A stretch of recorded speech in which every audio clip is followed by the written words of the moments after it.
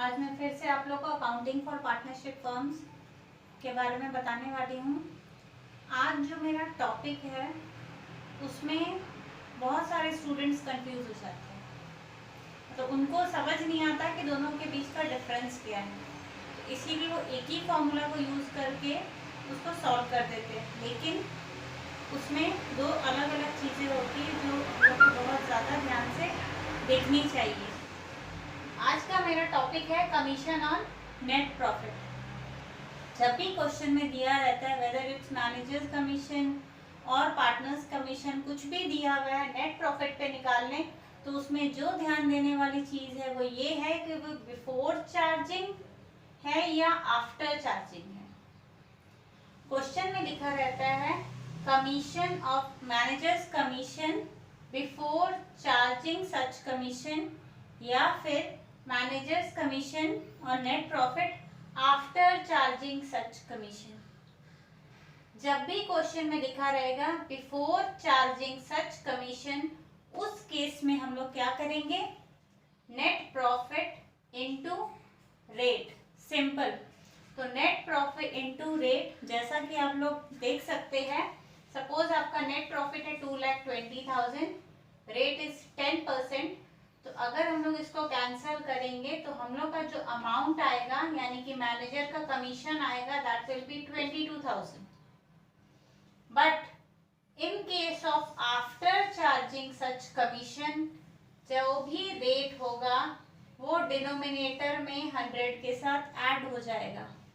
क्योंकि यहाँ क्वेश्चन में मैंने 10 लिया है तो इसीलिए नीचे में 100 प्लस 10 दैट इज 110। सपोज अगर ये 5 होता तो हम लोग यहाँ पे क्या लिखते, 5/105।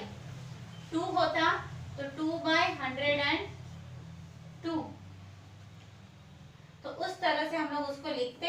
यहाँ पे क्योंकि 10% गिवन है क्वेश्चन में, तो 2,20,000 इंटू 10/110, तो हमारा आंसर कितना आएगा,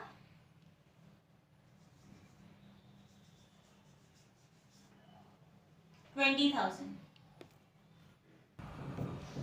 अब मैनेजर्स कमीशन हो या पार्टनर्स कमीशन हो, बिफोर चार्जिंग आफ्टर चार्जिंग का डिफरेंस तो हम लोग समझ गए, लेकिन मैनेजर का कमीशन पीएल अप्रोप्रिएशन में नहीं जाता है, वो जाता है पीएल अकाउंट में।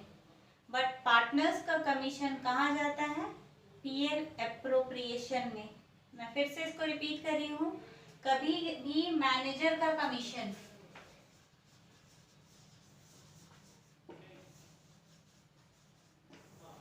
ये कभी भी पीएल एप्रोप्रिएशन में नहीं जाता, ये हमेशा प्रॉफिट एंड लॉस अकाउंट में शो होता है, और पीएल एप्रोप्रिएशन में जाता है पार्टनर का कमीशन। अभी क्वेश्चन सॉल्व करते हैं। देखिए क्वेश्चन में क्या है, A and B are partners, A salary 15,000 पर month and commission of 10% of net profit before charging any commission.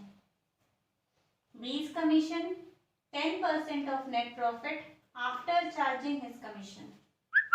Net profit given in the question is 4,40,000.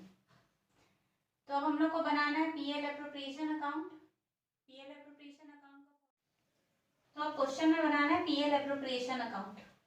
तो यहाँ पे क्वेश्चन में दिया हुआ नेट प्रॉफिट इज 4,40,000।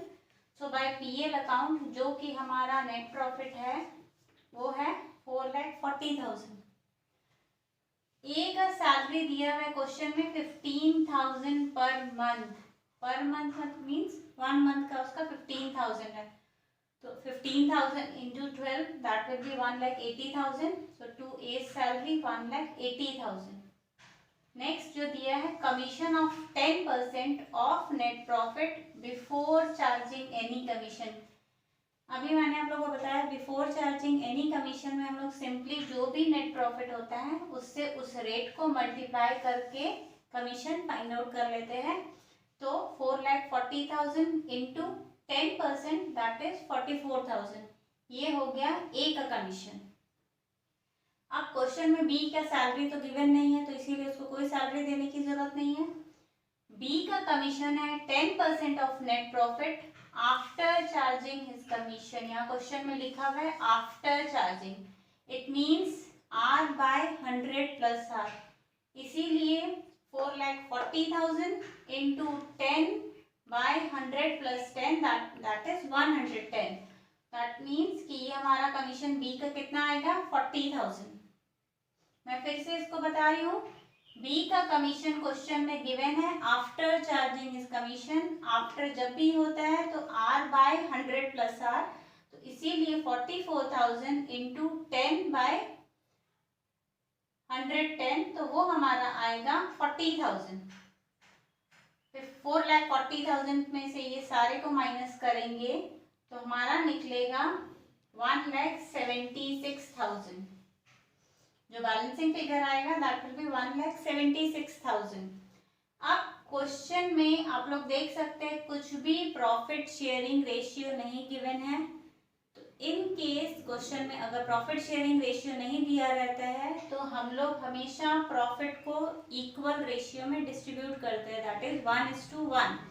तो 1,76,000 इंटू 1/2, तो ए का शेयर निकला 80,000 एंड बी का शेयर भी निकला 88,000। तो तुम हमारा टोटल हो गया 4,40,000 debit and 4,40,000 credit. Thank you.